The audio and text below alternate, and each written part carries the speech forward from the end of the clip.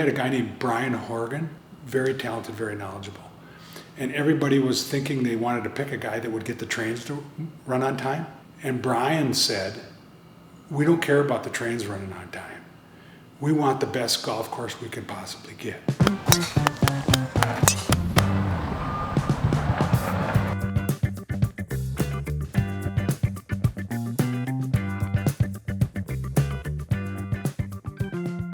The loop at Chaska is the future of golf. Loop is a 9-hole par 28 course located in Chaska, Minnesota. It was designed by Benjamin Warren and was made in conjunction with barrier-free golf. Barrier-free golf has 4 main things that we want to accomplish. Number 1, disability access as a core design feature. We want the golf to be enjoyable for every playing ability. We want financial sustainability, keeping things simple, and we want environmental sustainability.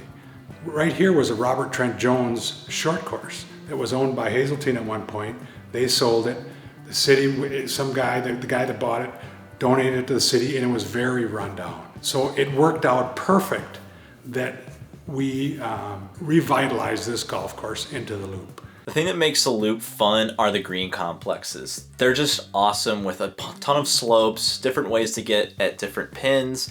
And you got some classic template holes like an Alps hole, but then you also have some new templates like Pizza Box or Skate Park. One thing that makes the loop accessible is the way that the greens were designed with the Verticat systems in mind, and also the lack of bunkers. There's not a single bunker on the course. It helps with keeping the maintenance down, but also just makes it accessible for all types of golfers. All right, so back to Ben. How did it go pitching this idea to him? Was he on board right away? We interviewed, we got it down to like 4 architects. And Benjamin was chosen by the group from his background and what he brought up. He flew in from Tokyo, did the interview and flew back. The only feedback we gave him was we wanted disability access, and he went out and got Tanel Bolt and is paralyzed from the chest down, I believe. Her dad was a superintendent at a golf course. So he brought her in to make sure that the slopes were correct. The only thing I gave for guidance, I said, Benjamin, have you ever played Brewer? He said, what kind of greens you want? And I said, have you ever played Brewer? And he goes, oh, those greens are fantastic. I said, that's what we want, something cool like that. The first thing he came up with, I just kind of went, duh, is he said, you know, the golf course used to go this way. And 98% of the golfers are, 95% of the golfers are right-handed, and a high percentage of them slice, so they're hitting all the buildings. And he said, well, we're gonna have the golf course go the other way so everybody slices into the center. I went, duh.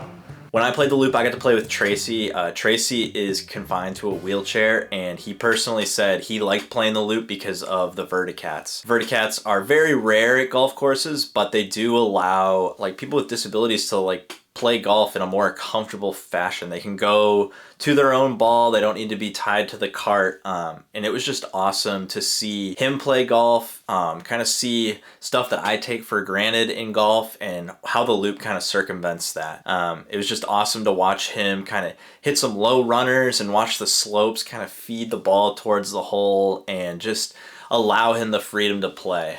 On the loop, very challenging. There was, you know, for me as a decent golfer, just there are certain areas of the green where if you're in the wrong spot or on the other side of a slope, it can make getting up and down very difficult. And it was just very cool to see the architecture that Benjamin Warren and his team put together, kind of how those two things coexisted, being accessible for beginners or people with disabilities, but also challenging really good players. My favorite hole is probably the second hole. That's the skate park template.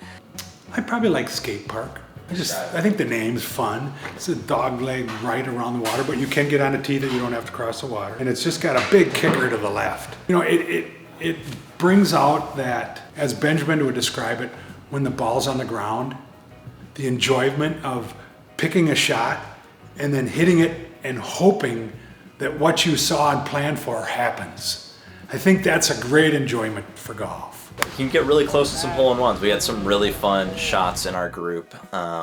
2 birdies and just an awesome little up and down by Tracy on that hole.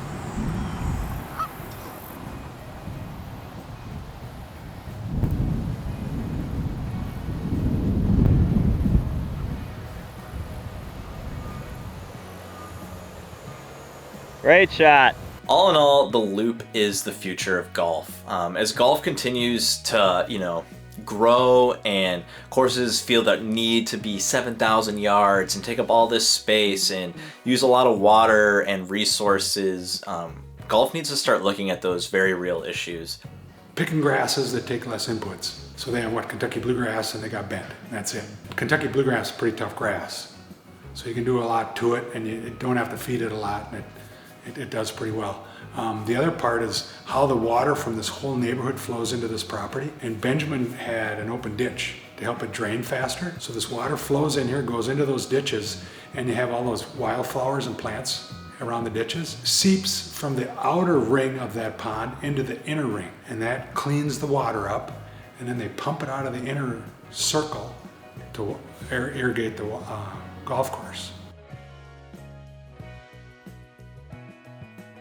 We want to be one of the foremost endorsers, I'm going to use for lack of a better term, that can help municipalities save their green space. Proving to them that they don't have to have a massive amount of land. You can have 20 or 30 acres and it doesn't have to be great land, and we can make it into a great golf course.